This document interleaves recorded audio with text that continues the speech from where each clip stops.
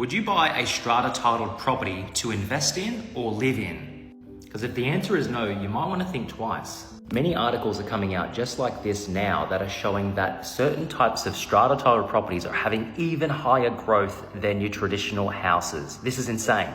This is another article that basically shows that Brisbane units have outperformed houses over the past 12 months. Other articles like this on Google saying the exact same thing. And also the Perth market, units and townhouses and villas have all grown more in a percentage value than houses. Here's another headline here. Now I know that all you land lovers out there will absolutely hate this video. And you'll say, the money's in the land is what grows in value. Take it from someone that actually owns over 180 properties. It's not just the land that grows in value. And I'll explain why in just a minute. This is an article of me buying properties back in 2020. Every strata titled property I could get my hands on. Like this, little 2-bedroom strata titled villa in Ipswich. Bought it for $133,000 back in the day, 5 years ago. 5 years later, these are worth like 500K. They've gone from 133 to 500K plus in 5 years. Bought another strata titled townhouse in Beenleigh for 135 during COVID. These are over 500,000 now as well. Explain how it's not just the land content that makes a property valuable.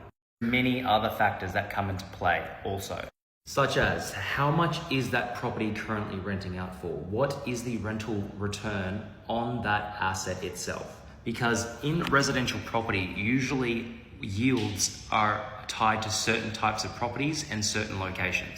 Hypothetically, let's say you have a property for $500,000 and it's renting for $500 per week.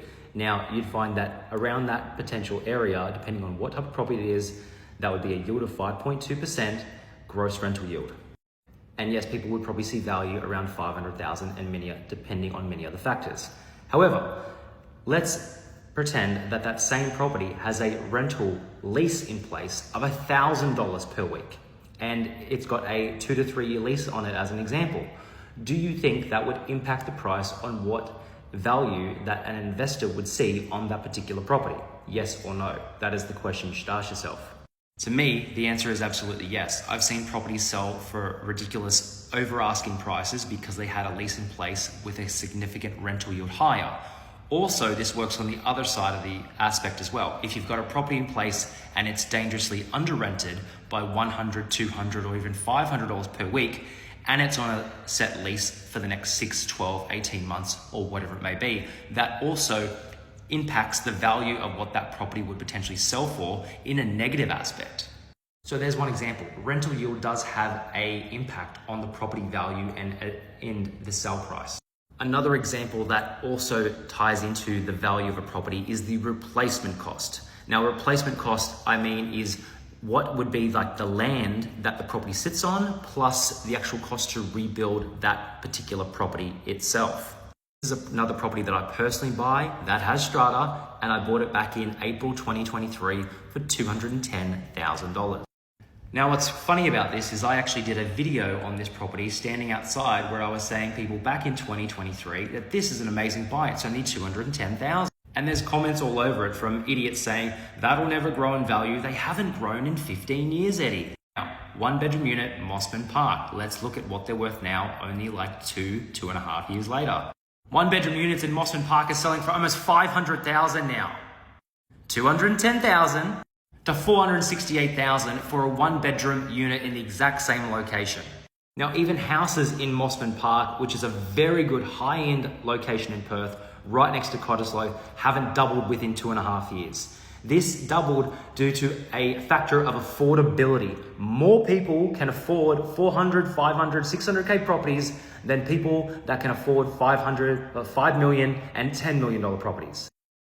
A photo of me over 10 years ago. This was a townhouse, strata titled townhouse that I bought back in Queensland. Another one for like 150, which these are worth like 600,000. As you can see, yes, I own over $100 million plus worth of real estate, and I grew up in Mount Druitt broke as a joke. Now, let me tell you, you do not get to a $100 million plus property portfolio by buying the same shit that everyone else buys. You've got to do things very counterintuitive and a contrarian style of property investing, which is exactly what I do. I do things against the grain that not everyone would agree with. Now, comment below if you don't agree with my strategy, that's completely fine.